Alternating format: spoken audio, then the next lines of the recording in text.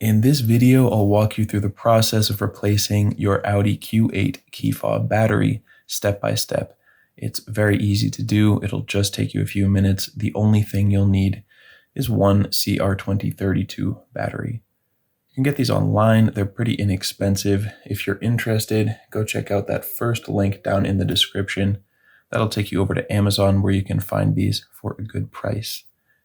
Now, the first step to opening this thing up is just finding these two buttons down here on the bottom, one on each side. You'll hold them down and pull to remove the internal key. And under there, you can see we have two more buttons. We are once again going to hold down the two buttons and pull and wiggle just so this piece of plastic will come out. And if you flip it over, you see the battery is right there. You can simply remove it with your fingers. Dispose of your battery, take your new CR2032, and when you're ready to put it in there, make sure that the positive side is facing down. Set that into place, positive side down. And now to put this back in, if you have the buttons facing up, the battery should be facing down, and that will slide right in. Click it all the way down into place and put your key back on there.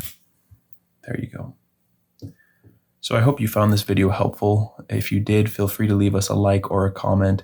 And if you ever need help with another key fob, you can come on back to this channel and we will have you covered with a tutorial like this one.